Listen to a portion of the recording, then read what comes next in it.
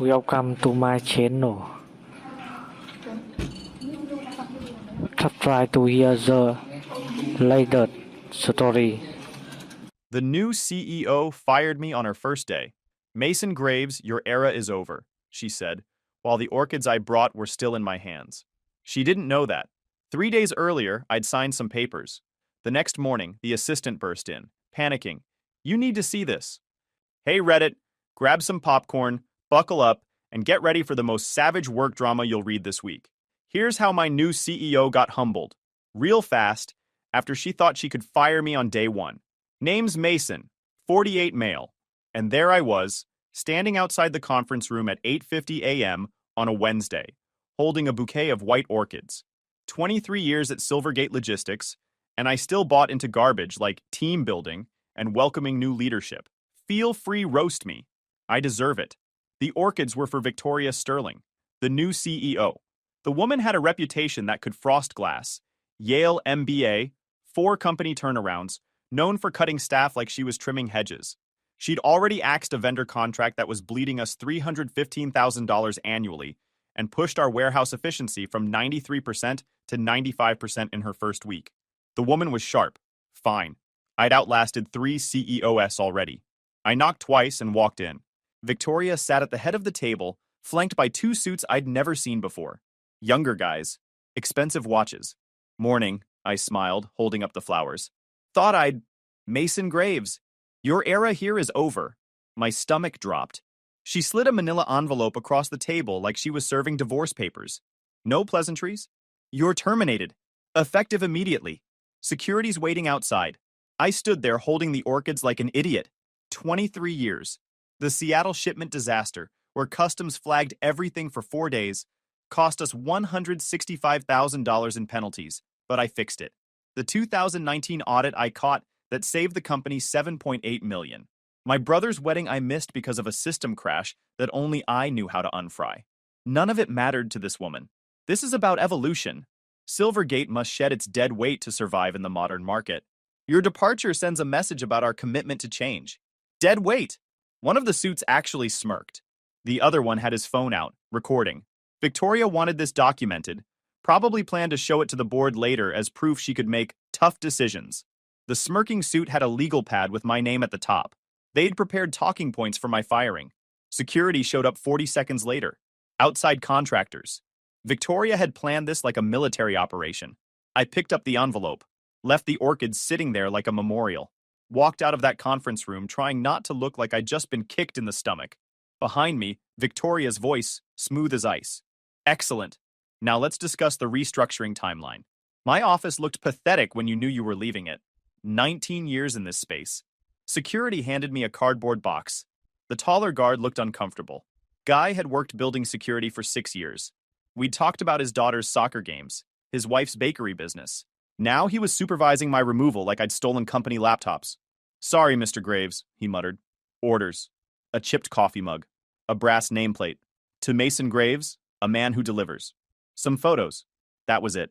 Through the glass walls, Frank caught my eye, gave a small nod. That was all we could risk.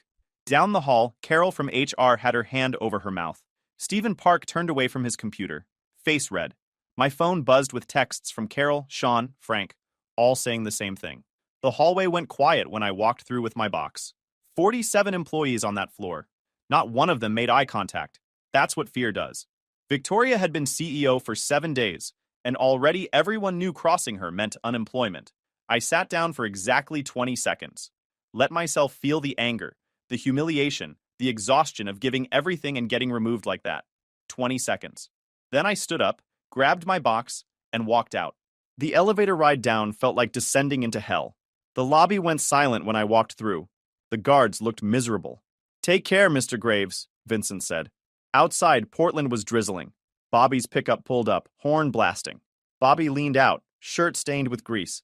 Are you getting in or planning to stand there looking tragic? High school buddy owns a tow yard. Carol called. Said you might need extraction. He jerked his thumb at the truck bed. Toss the box back there. I loaded it in. He'd secured it with bungee cords. He pulled onto the street. What are you going to do? Haven't decided yet. That was a complete lie. I knew exactly what I was about to do. Bobby drove me home, helped carry the box up. You need anything, call me. Bail money, getaway driver, slash tires. I'm your guy. After he left, I opened the severance envelope. 6 months salary, benefits through December, standard non-disparagement clause. The NDA was tight. Couldn't discuss operations, clients, or processes for 24 months. One exception buried in the fine print. Departing executives retain shareholder communication rights per state corporate law. Victoria's lawyers had missed that. Probably rushed the paperwork to match her aggressive timeline. That one sentence was going to cost her everything. I signed it. They wanted me quiet? Sure, I'd be quiet. For exactly 72 more hours. 3 days before that conference room execution, my phone rang at 10 p.m. on a Sunday. Lawrence Blackwell. Lawrence didn't call unless buildings were on fire. Silvergate's founder, retired in 2021. Mason, need to see you. Tonight. 30 minutes later, I was in his study. Lawrence looked sharp. No retired guy in slippers. He was dressed like he'd just come from a board meeting. The study smelled like old books and expensive furniture. Maps of our shipping routes covered one wall. Photos from Silvergate's early days covered another. Lawrence standing in front of the original warehouse in 1989. Crew of 8 guys. Now we employed 847 people across 6 states. The board's making a catastrophic mistake with Victoria. She's going to gut this company for quarterly numbers and move on. He pushed papers across the desk. I still own 44% of voting shares. The board thinks I'm harmless. They're wrong. Legal documents. Transfer agreements. My name showed up 7 times on the first page. I'm selling you my shares. All of them. 4.7 million. Lawrence, I don't have payment structured over 8 years. First installment next quarter. He leaned back. Been setting this up quietly for 4 months. You just need to sign. I paused. Why me? 23 years. You've never once put yourself before this company. I know you missed your brother's wedding. Turned down 4 job offers that would have tripled your salary. That's not butt kissing. That's loyalty. Lawrence pulled out a fountain pen. This was mine when I signed Silvergate's founding documents. He set it in my hand. Inscription read, "Build something that endures. If you sign, you own 44%. Majority shareholder. Victoria reports to you. But we keep this quiet for 72 hours. I want to see who shows their real face when they think you're powerless." I stared at the paperwork. This was either the opportunity of a lifetime or the most elaborate trap in business history. The documents were thorough. Page after page of transfer clauses, payment schedules, governance rights. Lawrence's lawyer had built this thing like a fortress. Every potential challenge already addressed. The board's going to fight this. The board follows power. Once they realize you hold the keys, they'll fall in line. He smiled. Victoria's going to fire someone publicly. She needs a sacrifice for her new era narrative. I signed every page. Filing goes through Tuesday morning. By Wednesday, you're the owner.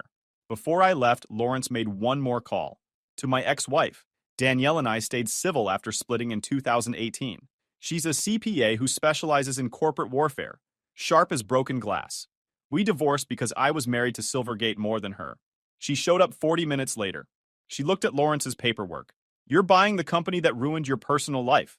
This better be worth it, Lawrence explained. Danielle listened, then started flipping through documents. Section 9.2, she said, pointing to the page. Any shareholder with 42% or more has final approval authority on major personnel decisions. Budget allocations over 1.9 million structural changes. That's your nuclear option. Will it hold? Written in 1989. Never amended. Danielle looked at Lawrence. You made sure of that, didn't you? Lawrence just smiled. She spent 90 minutes finding weaknesses, flagging potential board challenges, outlining the filing sequence. Every time she found a potential problem, Lawrence had already addressed it. The documents were bulletproof. You'll own 44% Tuesday morning. Triggers Section 9.2 automatically. The board needs unanimous agreement to override you. Never happening. So I'm protected. You're bulletproof. Danielle pulled out her laptop. Drafting 2 documents. 1-pager for the board. The second document is a ready-to-vote motion. They vote yes or no. No stalling. 50 minutes later, both documents finished. The motion made voting no a violation of corporate bylaws. Shareholder lawsuit territory. You're making compliance easier than resistance, Lawrence observed. Basic corporate warfare. Danielle saved everything. Mason, send these 40 minutes before Friday's meeting. After she left, Lawrence and I reviewed the timeline. File Tuesday. Get fired Wednesday. Let Victoria run wild for 72 hours. Friday morning, drop the nuke. I drove home with signed documents in my passenger seat. My phone buzzed. Danielle, you're going to be fine. Trust the process. Also, dinner somewhere expensive when this is over. You're buying. I texted back, deal. Tuesday, 7:30 a.m. The ownership transfer filed. Danielle had timed it perfectly. The Secretary of State opened at 7, documents processed by 7:18, confirmed by 7:30. My phone buzzed. Danielle, official. You're the owner. Try not to screw it up immediately. Wednesday came. Got fired, walked out, got picked up by Bobby. That afternoon, Danielle called. Heard what happened. Scan me your severance package. I scanned it over. She went silent for 12 minutes. You're clear. Standard NDA, nothing touches your shareholder status. They didn't even think to include it. More typing. Finalizing the one-pager now. What about the motion? They're voting on whether to formally recognize it and adjust governance. If they vote no, they breach bylaws. I'm spelling that out clearly. Thursday morning, Bobby called. Got a job for you. I don't need... It's tactical. Lawrence called. The board's been trying to reach you. They're nervous. Bobby paused. Danielle needs certified documents. The Secretary of State closes at 5 p.m. She's stuck in meetings until 4 p.m., so I'm running emergency courier. Pick up at 4 o'clock. Secretary of State by 5 o'clock. Overnight to Foster's house. He wakes up Friday with official documents. The elevators in Danielle's building break a lot, don't they? They're gonna break at 3:45, Bobby laughed. Billing you $94 for expedited delivery, $17 for elevator trauma, $26 for existential dread of government bureaucracy. Existential dread? Line item. Take it or leave it. I took it. Thursday, 4 p.m. Bobby picked up certified documents. By 5, official state stamps on everything. By 8, overnight courier to Gerald Foster.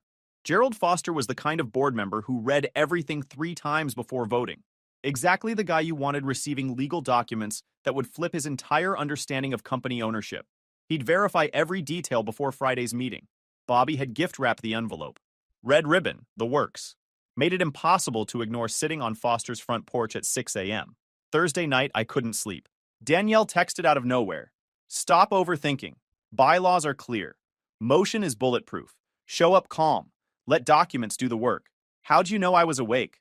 Because you're you. You overthink literally everything. It's why we got divorced. Now sleep. You've got a board to dominate tomorrow. Got maybe 3 hours. Woke at 6, made coffee. Sat at my kitchen table watching the sky lighten. Today, Victoria Sterling learned she'd fired her own boss. Today, the board realized who actually controlled Silvergate. Thursday morning, I wasn't in the executive conference room, but I had sources. Stephen Park texted, "You need to hear this." Audio file attached. Victoria's voice came through clear. Her first full senior leadership meeting. 23 department heads and managers. Room full of people who'd built careers at Silvergate. We're no longer in the era of sentiment. This company has carried dead weight for too long. Mason Graves represented everything toxic about Silvergate's outdated culture. His departure isn't symbolic. It's necessary surgery. We're removing tumors. Tumors. Right. Risk management, compliance, logistics, all bloated with fossils like Graves. That ends immediately. We rebuild from scratch. Anyone not willing to adapt can follow Graves out the door. Silence. Then Michael. With respect, Mason saved this company multiple times. We're not operating a nostalgia museum. We're building the future. Graves was an anchor. Now he's gone. Discussion over. Recording ended. I sat there for 30 seconds. She hadn't just fired me. She'd made me an example. A warning to anyone who might question her vision. The audio file was timestamped at 9:40 a.m. Victoria had waited less than 2 hours after my termination to start trashing my reputation in front of the entire leadership team. I forwarded the file to Danielle. Response in 53 seconds. She's making this too easy. Publicly trashing a majority shareholder. She called 25 minutes later. Section 13.4 covers executive conduct. What she said violates policy. Can we use that? Establishes reckless leadership. 4 days as CEO already violated conduct policies. She paused. Adding footnote to the motion. Won't be obvious until someone reads carefully. You're terrifying. I'm thorough. After we hung up, I sat with the recording. Victoria's contempt was clear, but so was something else. Desperation. She needed me gone fast because I represented everything she couldn't control. 23 years of relationships, institutional knowledge, loyalty from people who'd worked alongside me through actual crises. She'd walked into Silvergate thinking efficiency metrics and Yale credentials would be enough. Didn't realize companies are built on people, not spreadsheets. My phone buzzed. Frank. They're terrified. Half the managers are updating LinkedIn. Sean. Carol's crying in her office. She thinks she's next. That evening, Bobby called. Package delivered to Gerald Foster's house. Left it wedged in the screen door so he'd trip over it.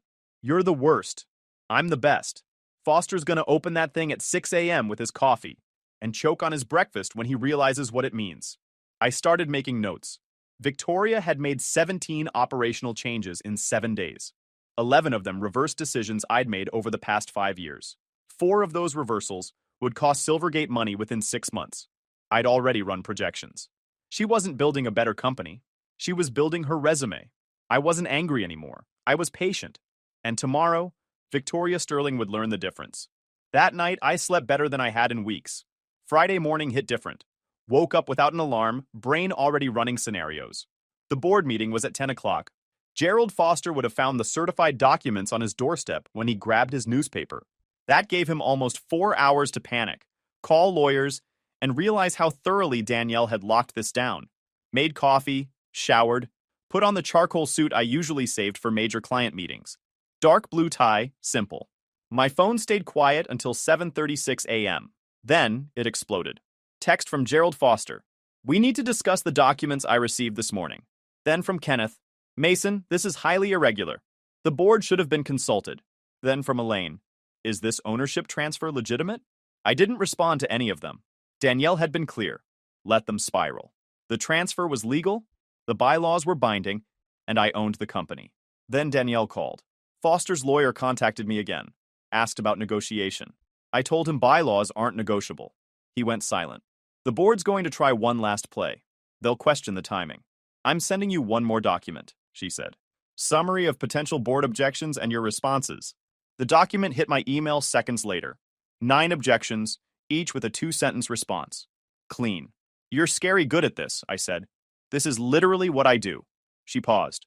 At 9:30 a.m., I drove to Silvergate Tower. The parking garage felt different. My old spot had been reassigned. Someone from Victoria's team had already taken it. I parked 3 levels down. Bobby called. You ready? Yeah, I am. Want me there? I can show up in my work shirt, make it look like you've got muscle. I've got this. Offer stands. Also, invoicing you $23 for moral support via phone call. The elevator ride up felt longer than usual. Danielle's final text, Section 9.2, that's your nuclear option. The executive conference room was filling up when I arrived. Directors clustered in groups, eyes darting between Gerald Foster and the empty chair at the head, Victoria's chair. But there was another chair now, positioned at the opposite end. A simple placard, majority shareholder. Lawrence must have arranged that. The man understood theater. I stood near the window, hand touching the fountain pen in my pocket. Let them see me. Let them wonder. Gerald Foster walked over, manila envelope in hand. Mason, we need to talk about these documents. We will. In about 3 minutes. This puts the board in a difficult position. The bylaws put the board in a clear position. Section 9.2 defines exactly how this works. Kenneth approached, looking nervous. Mason, no one's questioning the legality, but the optics. The optics are simple. Lawrence sold his shares to someone he trusts. That's his right. At 10, Victoria walked in. Heels clicking hard, eyes scanning until they locked on mine. Controlled fury wrapped in professional ice. She'd prepared for a standard board meeting. What she got was an ambush. She took her position at the head of the table but remained standing. I'm calling this meeting to order, she announced. There's obviously been some confusion this morning. No confusion. I stepped forward, voice calm. Just information you weren't aware of. Every head turned. As of Tuesday morning, I continued, walking slowly toward the empty chair with the placard, I became the majority shareholder of Silvergate Logistics. The paperwork is filed. The ownership transfer is complete, all verified and legal. I reached the chair, pulled out my phone, pulled up the Secretary of State confirmation email, held it up so everyone could see. Anyone who wants to verify can contact the state office. The documentation is public record. Victoria's hands gripped the back of her chair. This is a hostile takeover. This is a legal transfer of shares from the company's founder to someone he trusts. I set my phone down. Lawrence Blackwell owned 44% of voting shares. He sold them to me in a private transaction. That's his right under both corporate law and the company's articles of incorporation. Kenneth cleared his throat. Mason, while this is Unexpected. We need to discuss the implications. We will. But first, I'd like to address something. I finally sat down in the majority shareholder chair. 3 days ago, I said, voice steady, I was publicly terminated by Ms. Sterling. She used my departure as a symbol of her new era. Called me a tumor, an anchor drowning this company. Uncomfortable shifting around the table. Victoria's face had gone pale. She didn't know, couldn't have known, that I'd signed ownership papers 3 days before she fired me. So technically, when she terminated my employment and publicly humiliated me in front of senior staff, she was actually firing her own boss. I heard gasps. Now, I continued, Mrs. Sterling's counsel will likely argue this transfer was done in bad faith, but the timeline proves otherwise. The transfer was complete before Ms. Sterling made her decision. I looked directly at Victoria. If anything, your decision to fire me validates Lawrence's concerns about your leadership approach. He worried you'd prioritize symbolic gestures over institutional knowledge. You proved him right. She found her voice. This is absurd. The board hired me to restructure. The board hired you to manage operations, not to unilaterally terminate key personnel without consultation. And what about your judgment? Victoria's voice went sharp. The Seattle reroute in 2017. You gambled on an unverified customs pathway, got the shipment flagged for 4 days, and cost this company $165,000 in penalties. That's the institutional knowledge we're supposed to trust? The room went quiet. She'd done her homework. Cute. You're absolutely right, I said evenly. That reroute was risky. Almost went very bad. But it also kept our clients supplied during a hurricane that shut down the West Coast for 8 days. We lost $165,000 in penalties, but saved $2.1 million in contract cancellations and client defections. I made a judgment call under extreme pressure. Sometimes they work. Sometimes they cost money. But I stayed and fixed it. That shut her up. Gerald looked at his manila envelope, then at me. Your counsel prepared a motion for the board to vote on. She did. It's a formality. The bylaws already define the governance structure. The motion simply asks whether you'll formally recognize it and adjust procedures accordingly. You can vote yes, and we move forward. You can vote no and expose yourselves to shareholder derivative lawsuits for breach of fiduciary duty. The temperature in the room dropped. I just laid out the stakes in language they couldn't misinterpret. Elaine raised her hand. Mason, I think we need time to consult with counsel. Your counsel has already been briefed. Gerald's lawyer spoke with mine yesterday evening and again this morning. He confirmed the bylaws are binding and the transfer is legal. You're welcome to get a second opinion, but it won't change the facts. Victoria stood up straighter, voice sharp. I won't operate under these constraints. If every decision requires board approval, this company will move at a crawl. Then you're welcome to resign, I said flatly. I'm not interested in power struggles or drama. If you can work within the governance structure defined by our bylaws, great. If not, there's the door. For 6 seconds, nobody moved. A silent conversation happened in glances and small nods. I think, Gerald said carefully, we should vote on the motion. All in favor of formally recognizing Mason Graves' majority shareholder status and adjusting governance procedures per Section 9.2 of the corporate bylaws? 9 hands went up. Out of 11 directors, more than enough. Opposed? 1 hand. Victoria's pet director, guy she'd probably promised a promotion. Abstentions? 1 hand. Fence sitter who'd vote with whoever won. The motion carries. Gerald set down his manila envelope. Mr. Graves, the board recognizes your authority as majority shareholder. We'll adjust our procedures accordingly. I stood. Appreciate it. Now, about Ms. Sterling's continued employment. Victoria's eyes blazed, but there was nowhere left to run. The silence after the vote felt like the moment before thunder hits. Victoria remained standing, posture rigid. The director who'd voted against the motion looked uncomfortable. Everyone else just seemed relieved. I let the silence stretch. Ms. Sterling, I said finally, voice even. You have a choice. You can continue as CEO under the governance structure we just voted to recognize. That means major decisions come through the board. Personnel changes above manager level require approval. Budget reallocation over $1.9 million needs sign-off. Or you can resign with a standard severance package and move on to your next opportunity. Her jaw tightened. You're forcing me out. I'm offering you a choice. There's a difference. I picked up the fountain pen, turned it slowly between my fingers. You came here with an aggressive agenda. You wanted to cut deep and restructure fast. Some of those ideas might have merit, but leadership isn't just about cutting. Gerald shifted in his seat. Mason, perhaps we should discuss this in executive session. No need. I kept my eyes on Victoria. Ms. Sterling made her intentions clear in Thursday's leadership meeting. She wants full autonomy to implement her vision. The bylaws don't allow that level of autonomy for anyone, including me. If she can't work within that structure, we're wasting everyone's time. She stared at me for a long moment. Behind her eyes, calculations running. Could she outmaneuver this? Could she convince the board to override the bylaws? Could she salvage any control? Nope, she couldn't. And watching her realize that was better than any severance package. I'll need the weekend to consider, she said finally. You have until Monday morning, 9 a.m. If I don't hear from you by then, the board will assume you've resigned and begin the search for your replacement. I stood up. This meeting is over. I slid the pen back into my pocket and walked toward the door. Behind me, voices erupted. Quiet, urgent conversations. The board was already fracturing into camps. Gerald caught me at the door. Mason, we need to discuss. Monday, I said. Let everyone process this over the weekend. What if Victoria walks? Then she walks. This company existed before her. It'll exist after her. I paused. But I don't think she'll walk. She's too proud to quit. She'll stay and try to outmaneuver me. That's fine. I left the boardroom and headed for the elevator. My phone buzzed. Text from Danielle. How'd it go?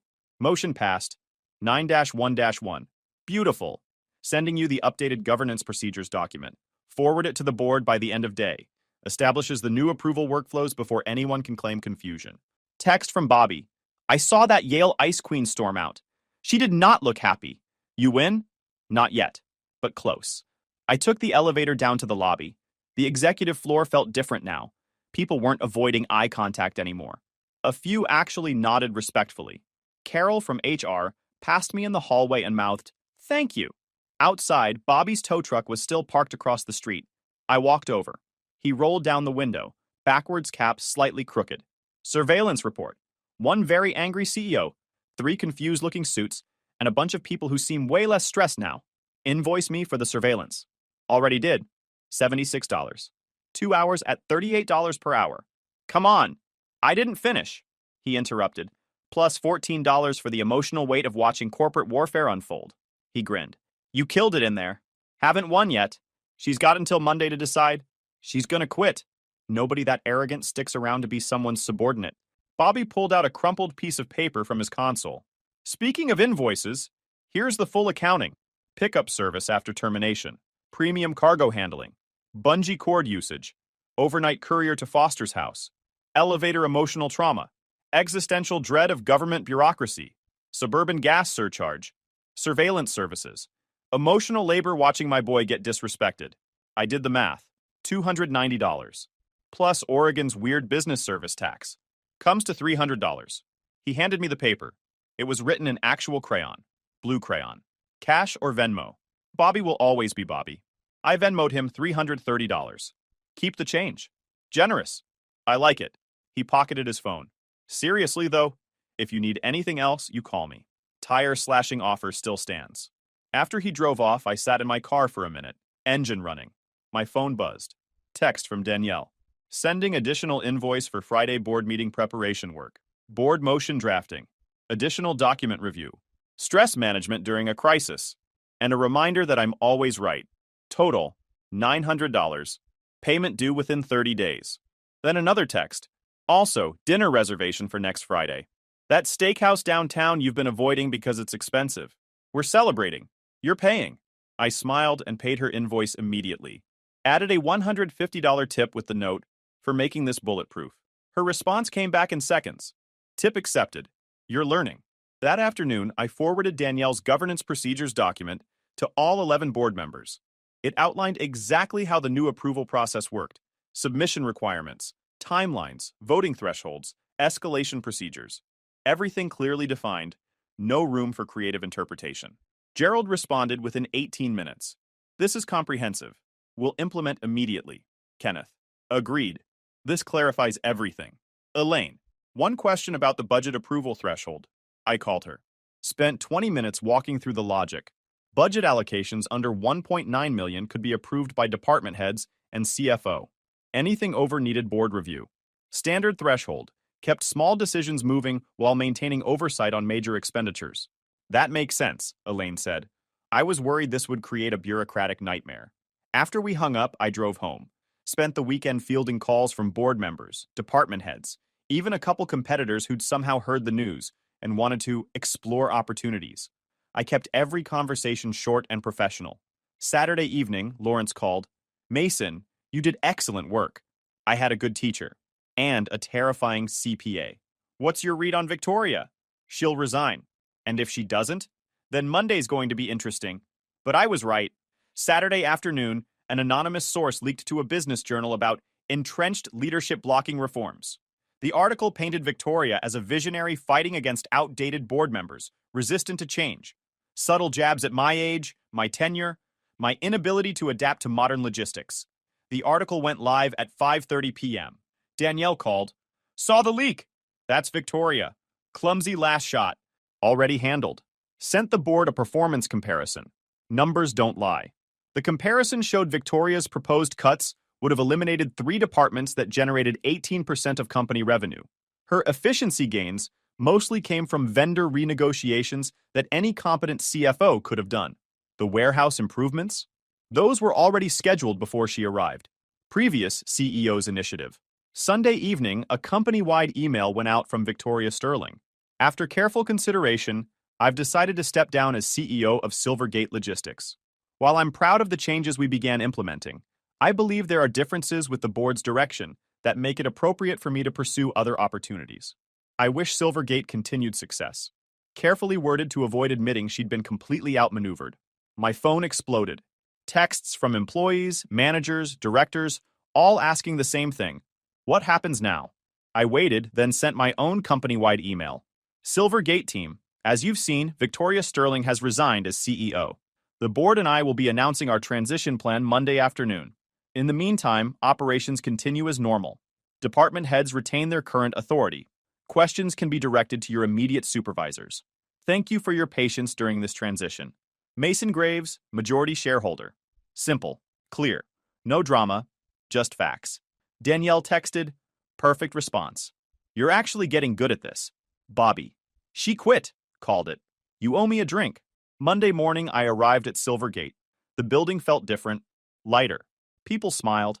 A few came up to thank me for saving their jobs, which felt like too much credit, but I accepted it gracefully. The 2:30 meeting went smoother than expected. I proposed Frank Hudson as interim CEO. The board agreed unanimously. Frank had the respect, the experience, and most importantly, he wasn't looking to make a name for himself. He just wanted Silvergate to succeed. We spent the rest of the meeting outlining priorities. I left the office at 5:52, drove home through Portland's gray afternoon. My phone buzzed. Text from Lawrence. Well done. The company's in good hands. Another from Danielle. Steakhouse. Friday, 7:30 p.m. Don't be late. Wednesday morning, 9 a.m. I arrived at Silvergate Tower. The fountain pen stayed in my inside pocket, right over my heart. Vincent at the security desk straightened when he saw me. Good morning, Mr. Graves. Morning, Vincent. How was your weekend? Better than expected, sir. Heard we've got a new CEO. Interim CEO. Frank Hudson. Solid guy.